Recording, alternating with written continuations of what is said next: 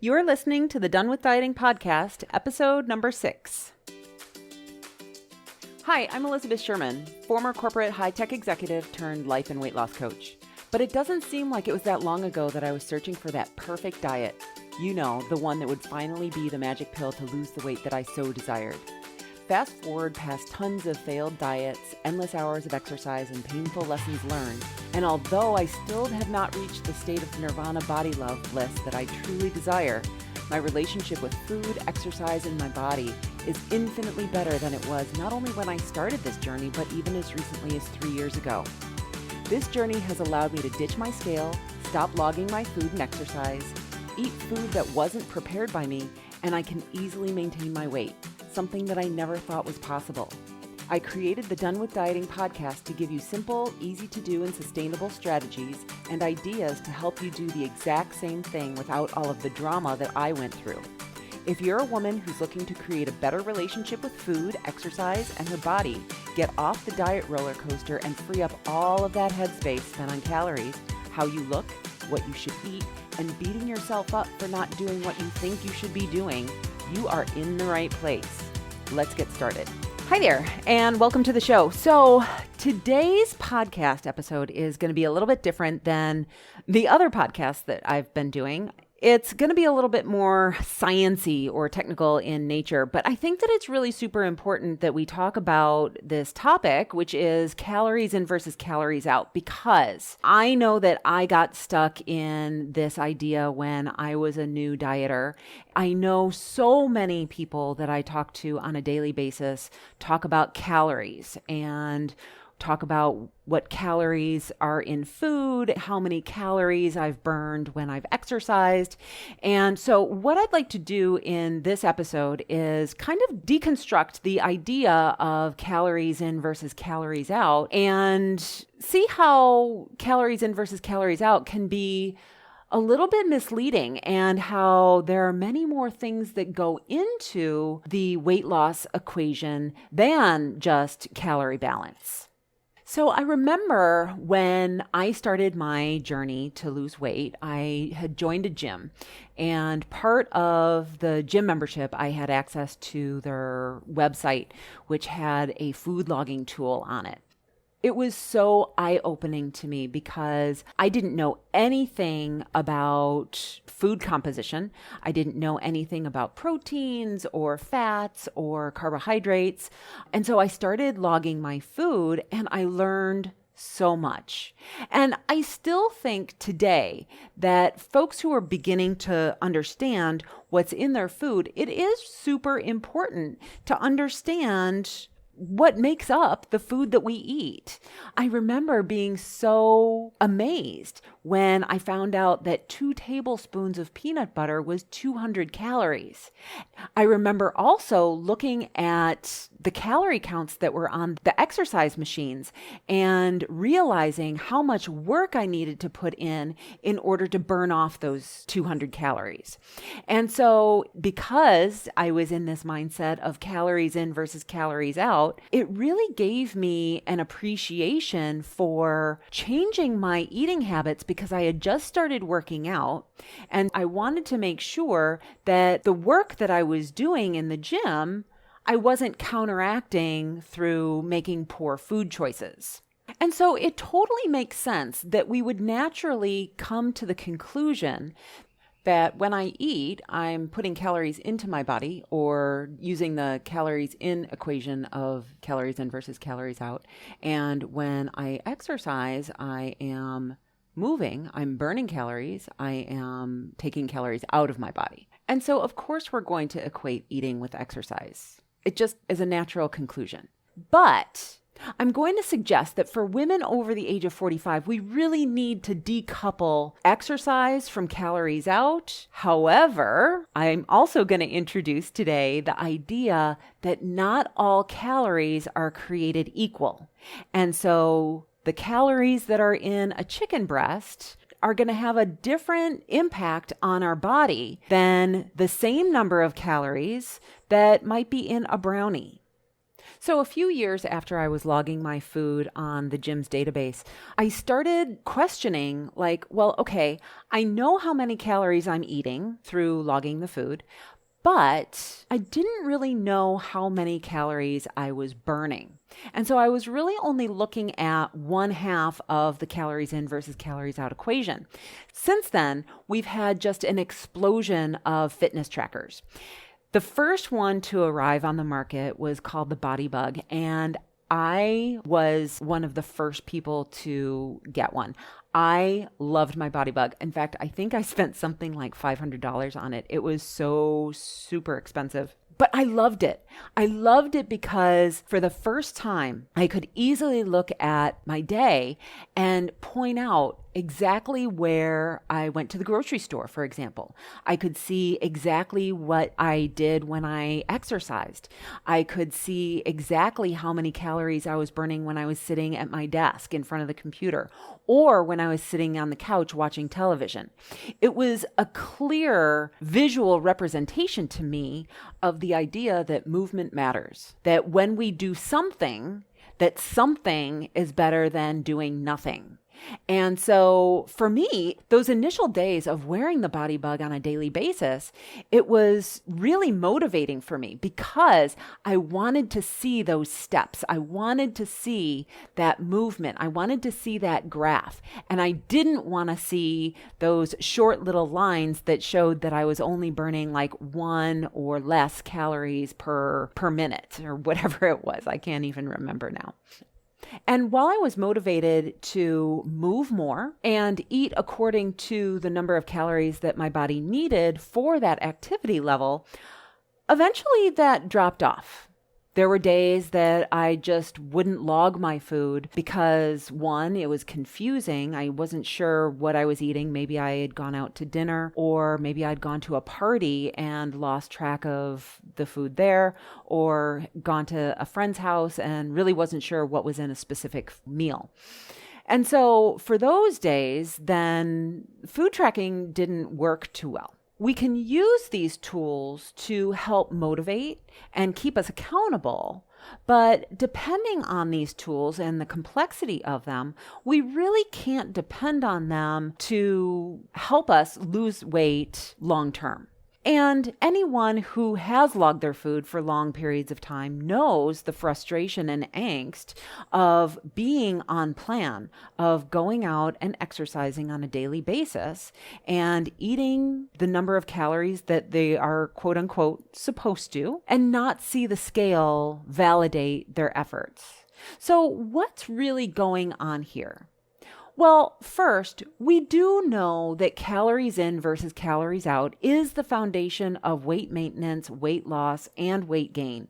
Yet, it isn't always the truth. It isn't always the fact that moving more and eating less is the answer to sustained weight loss. So let's break this down a little bit, starting with the calories inside of the equation.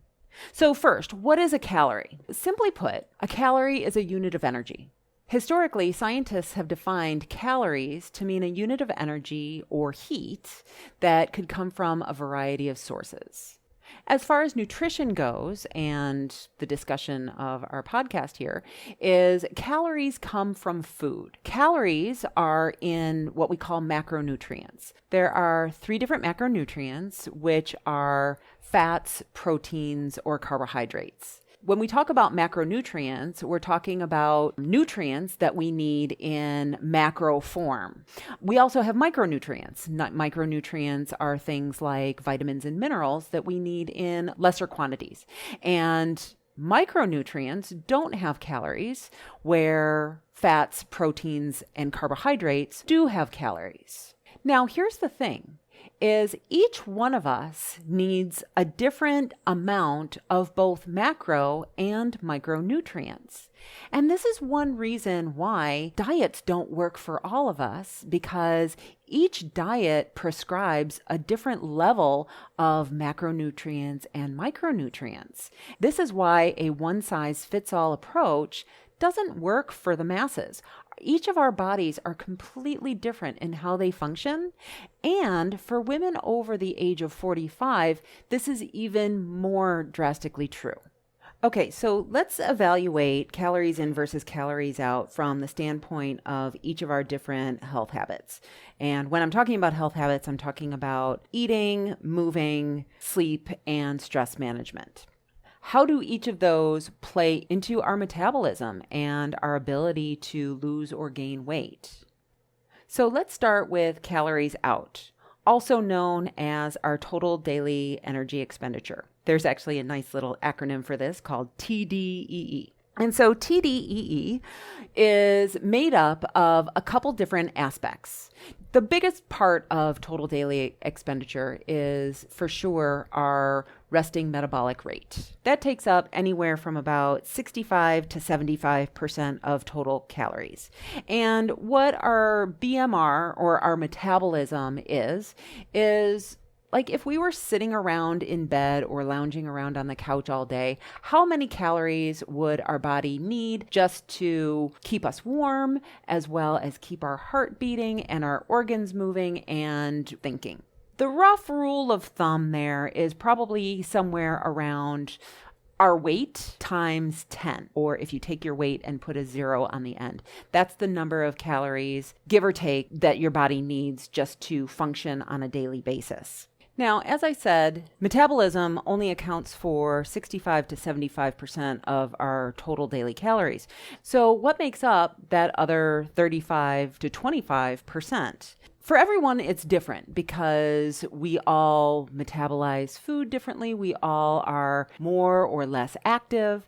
And so the next largest piece to that is physical activity. And physical activity is broken up into two different pieces: what we call non-exercise activity thermogenesis and exercise. So let's talk about non-exercise activity thermogenesis first, or as we also can call it, NEAT, N-E-A-T. NEAT accounts for anywhere between 10 to 30%. Now, why is that so different? It's because some of us have more active lives, so meaning that we move around a lot during the day. If your job is something like a desk job, then you probably aren't doing a lot of movement during the day, and therefore your job is a little bit more sedentary, so you're not doing a lot of movement. And so NEAT would be a smaller percentage of your total daily calories. Now, when it came to looking at my activity on the Body Bug, it was actually fascinating to be able to see that non-exercise movement, right? And so it really proved the point that some movement is better than no movement, because we can see it in the graph that just by moving around all day that we are burning more calories. Now, exercise accounts for part of that activity level on top of our metabolism. But we think that exercising is going to burn so many calories. But when you really look at the number of calories that we're burning in a day, the exercise really is a very small portion of that. So for most women, we should be eating somewhere around 2,000 calories per day. That number will go down based on our age, so it'll decrease a little bit as we get older and a little bit more sedentary, but then it'll also go up as we are heavier because it takes more energy to move a larger body. And so those calories that I'm talking about right now are really just maintenance calories. Any exercise, we want to be eating even more. The last piece that goes into the number of calories that we burn on a regular basis is what we call thermic effect of food. And it's probably exactly what it sounds like. It's the number of calories that we burn just through eating and digesting our food. Now, back in the 70s or 80s, there was a huge thing all about negative calorie foods. The idea being that we would burn more calories by eating these certain foods like apples or celery, that by chewing and digesting these foods, we would burn more calories than is actually in the food itself. And so let me just say that there is no such thing as negative calorie foods. But there is a process that takes place when we eat food that allows us to use some of that food in terms of digestion. And so what I want to introduce to you right now is the idea behind what we call thermic effective food. And for each of the different macronutrients, we have a different percentage of calories that our body uses of that macronutrient to be used to process that food. So let's talk about each of those and what happens. So starting with fat. If we eat 100 calories of fat, our body uses about 3% of those calories to process that fat and make it into dietary fat or energy. Fat uses the lowest percentage of calories to process that nutrient. From there, we have carbohydrates. Now, carbohydrates are just a huge food group. Carbohydrates have been demonized, and I just want to let you know that carbohydrates are not bad. Broccoli and spinach are considered carbohydrates. In addition to brownies and cakes, sure, those are carbohydrates too. But there's a huge continuum of carbohydrates, and we don't want to get rid of carbohydrates in total. The thermic effect of carbohydrates ranges anywhere from 7 to 20%. And why that's such a huge difference is because of how readily broken down those carbohydrates are when we eat them. So for example, processed carbohydrates or simple carbohydrates are going to be absorbed into the bloodstream much more rapidly and easily than complex carbohydrates. The difference between simple and complex carbohydrates being that simple carbohydrates have fewer glucose molecules, whereas complex carbohydrates have longer chains of glucose molecules. So the body has to work harder to break those larger chains down into smaller pieces that can then pass through the stomach lining. Foods that are more whole or closer to nature are going to use more calories to process and digest those foods than the foods that are simple in nature, the foods that are easier to break down. And so that's one reason why we want to eat whole foods instead of the more refined carbohydrates or processed carbohydrates like cookies, cakes, flour, and things like that. Protein, our last macronutrient, is a little bit more complicated for our body to break down and pass across the stomach lining.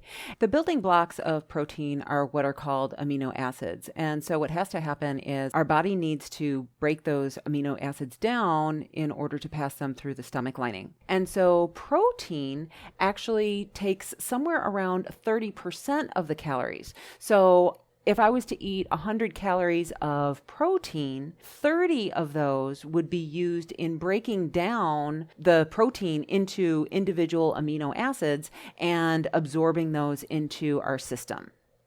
And so why I'm telling you all this is because when we talk about calories, what we're really talking about is just a unit of measure. The unit of measure that food produces in a lab to increase the temperature of water. And when we take thermic effective food into play, we know that our body uses some of those calories to process those foods. And now I think it's really important to point out that food logging isn't necessarily accurate because our bodies are organic beings that are not built in a lab.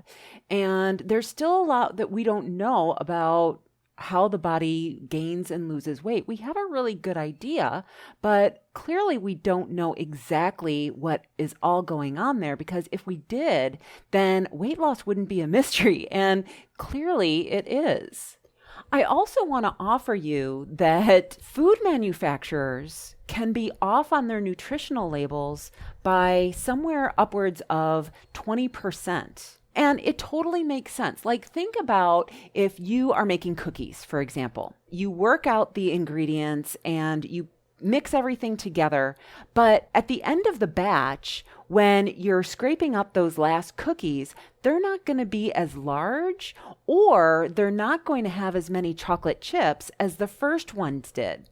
And so food manufacturers also receive a little bit of grace from the government so that they can have a little bit of offness, like how many beans was actually in that chili, or how many, noodles did you actually have? And so some of that is done by weight, but not all of it actually is. So be aware that food labels, as much as companies try to be accurate, sometimes it's just not possible. And so to think about logging your food and having that be, perfectly accurate, it's really doing us a disservice, because we may be eating more or less than we actually think we are.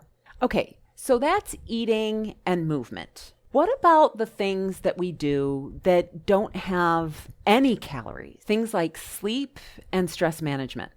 So let's start with sleep. We know that sleep doesn't actually have any calories, right? That our body naturally burns calories when we sleep, but how much does sleep aid in our body's ability to lose weight? And we really don't have a ton of data on this. We know that when we sleep, we're stationary, so we're certainly not moving. But we know also that when we sleep, our body is resetting our cellular system. But even more importantly, when we don't sleep well, it impacts every other area of our life. When we don't sleep well, our cells don't process energy correctly. And because of that, we may find ourselves hungry in the afternoon, because the brain knows that the easiest way to get energy is through sugary or starchy carbohydrates. We may find ourselves craving foods that we normally wouldn't be craving. Additionally, when we don't sleep well, we don't have the energy to exercise. We just feel lethargic. We don't feel like moving, right?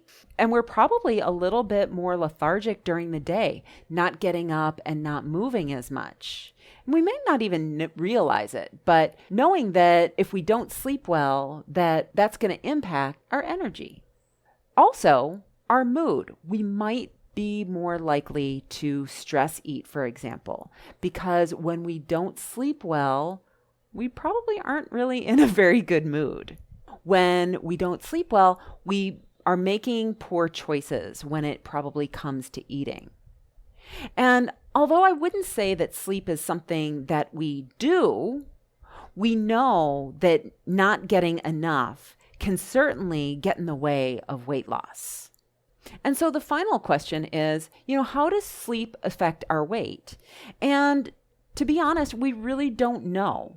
We do know that if there's one thing that's going to stop weight loss in its tracks, regardless of how perfect you are with your exercise and eating habits, we know that stressing out about your weight loss or what number is going to be on the scale is going to stop weight loss in its tracks.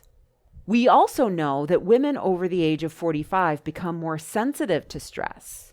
And so how we think about our problems is going to, for sure, impact whether we gain or lose weight, not only in the actions that we do if we decide to eat a little bit more, or we decide that we're not going to exercise or move because of it, but then also just the physical stress, because our body creates a hormone called cortisol, which is the belly fat hormone. During periods of high stress or chronic stress, we will produce this hormone, and chances are that we will put on weight around our midsection. Cortisol is the fight or flight hormone. It's the hormone that when we're under stress and we feel anxious, that it readies the body to run away from a saber-toothed tiger. In modern day, even though we don't have to run away from saber-toothed tigers, our brain is still on the constant lookout for things that are going to kill us. Things like social isolation or rejection or losing something that's important to us. How we think about those problems outside of our weight are for sure going to impact how we take care of ourselves and also how our body responds to them. We can't discount stress management as well as sleep management for being healthy. Okay. So now that I've told you all of this really great and fascinating information about calories and your body and how it works, what do we do with it? What do we do with this information? So the first piece is food logging. I think that it's great for awareness, but it's really not an amazing long-term tool to use because no one wants to be on their deathbed thinking about logging into MyFitnessPal, right?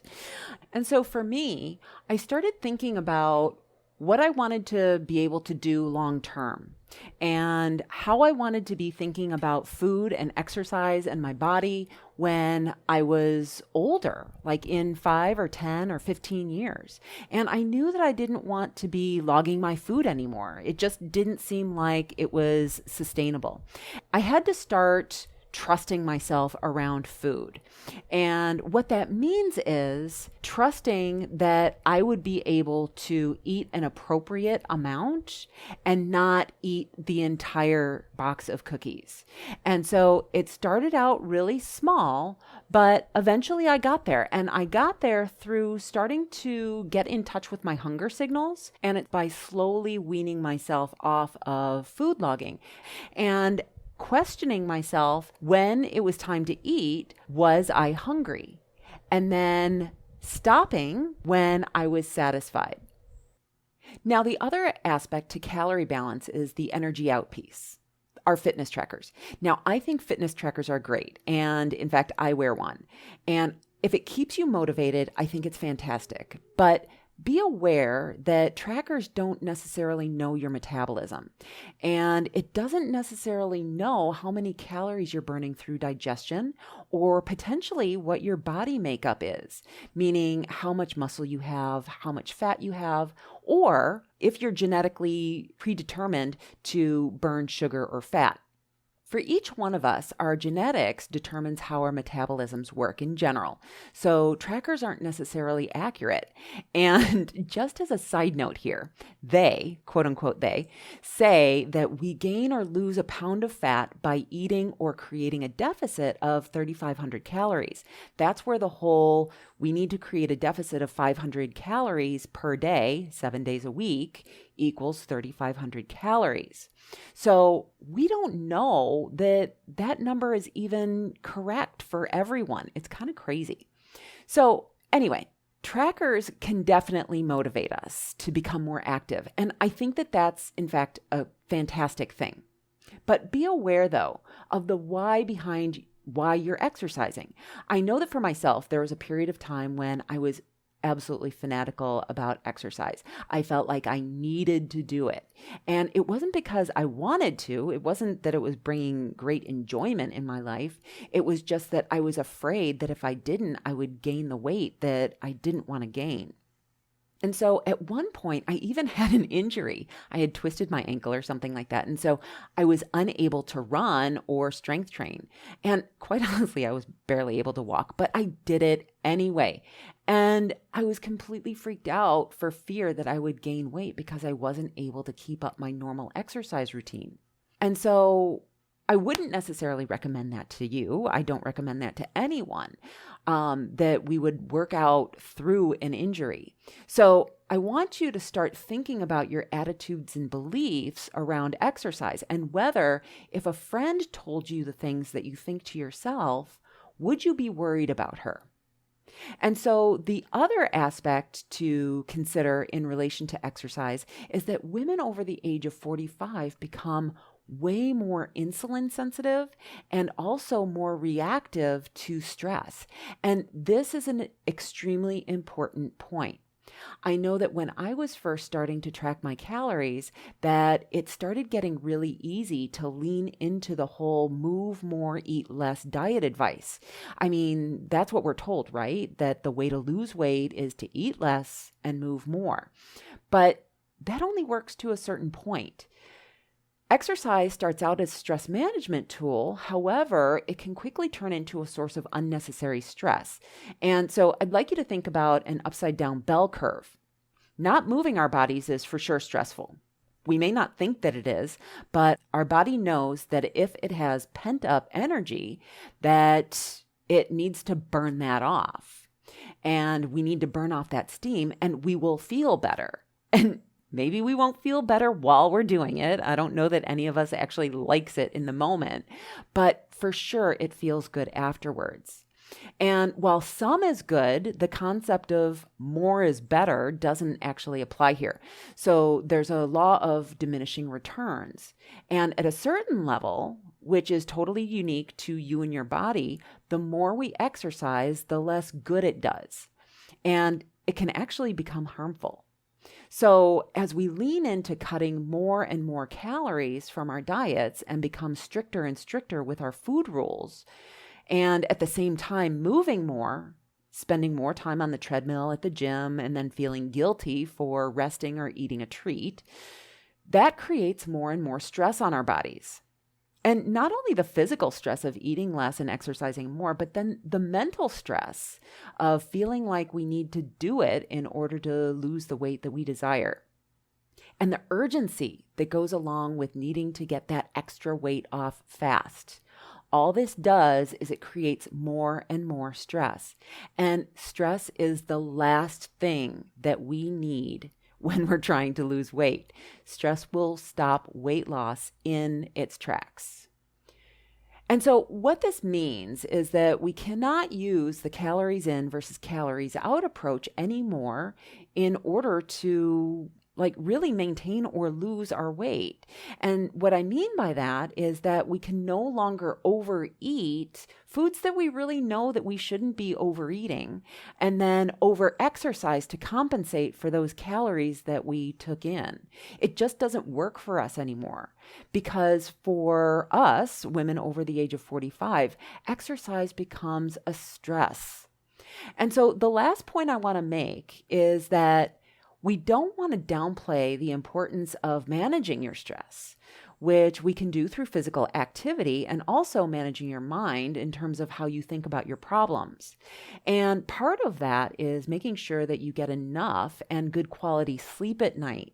So again, making sure that you get enough sleep, which is unique to your individual body. Sometimes, in fact, I'll even suggest to my clients that they get an extra hour of sleep over an hour of exercise, just because sleep is that important.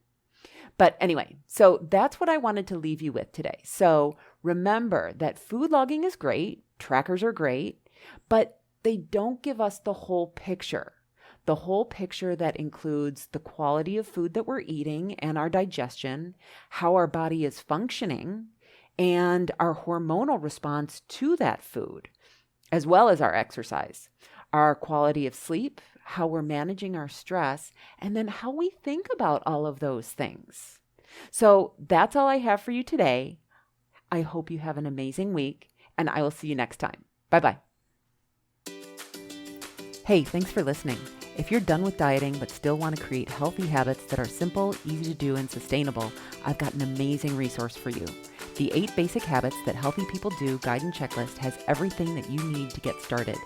And if you do these 8 things, not only will your body right size, but you'll probably be healthier than most people you know. To get your copy of the guide and checklist, go to elizabethsherman.com/habits to get started today. See you next week.